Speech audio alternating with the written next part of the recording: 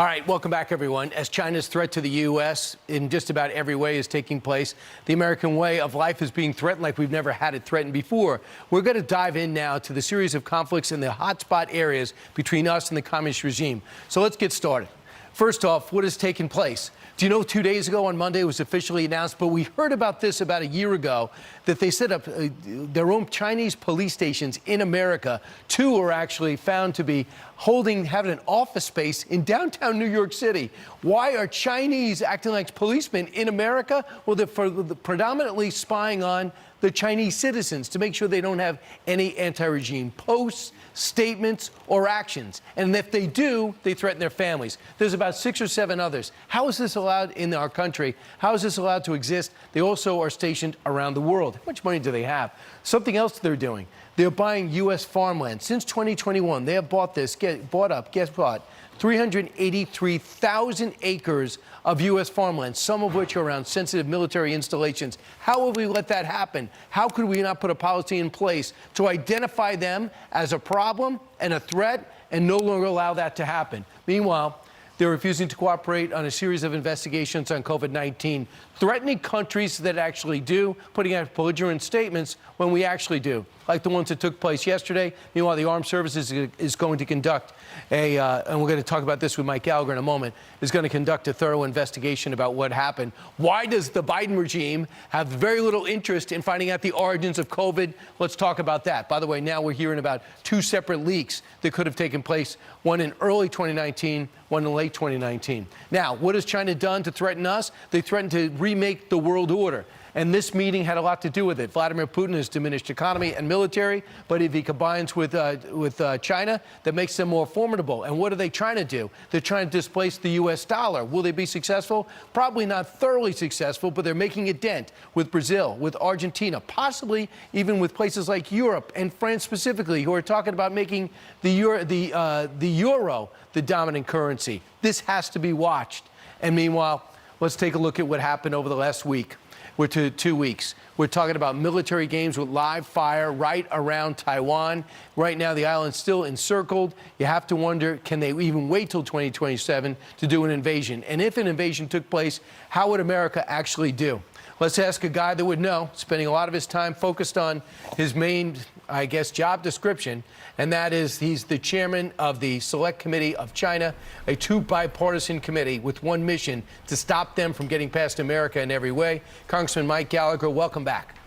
Thanks for having me. Appreciate it. You are tackling something that is really fast moving. First off, on the threat of China. Even since you got this job and assignment, how has China's aggression spiked?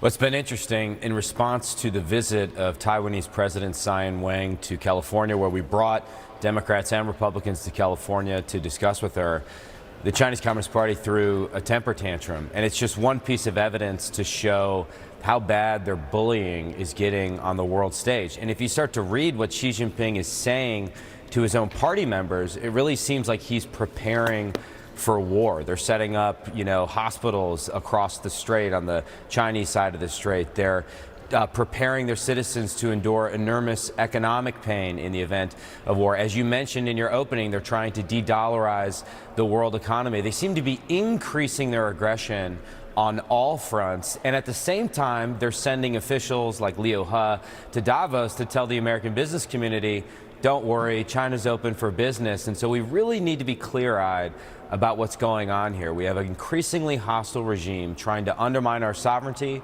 attack our interests, and invade Taiwan. That's a very precarious situation. We need to push back. And let's be honest, though, their economy is not thriving. They have a very restless, 18 to 25-year-olds. Unemployment is extremely high.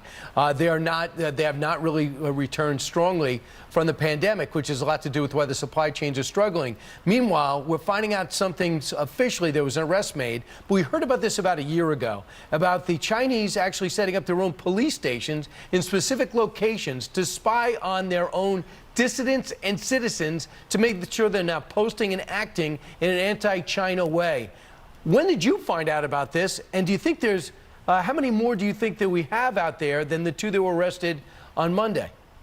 Well, I read the initial stories about a year ago, but the first event I did as chairman of the Select Committee on the CCP was to go to the site of this illegal CCP police station in Chinatown, in Manhattan, and hold a press conference and a rally with the dissident groups that were the targets of this harassment. We heard horrific stories about people being physically assaulted, and this is happening on American soil. From a nondescript building linked to a seemingly innocuous nonprofit, you have CCP agents targeting people on American soil. And obviously, America should be a haven from persecution, not a hunting ground for an authoritarian regime. So these arrests of 2 CCP agents are a small but important step going forward.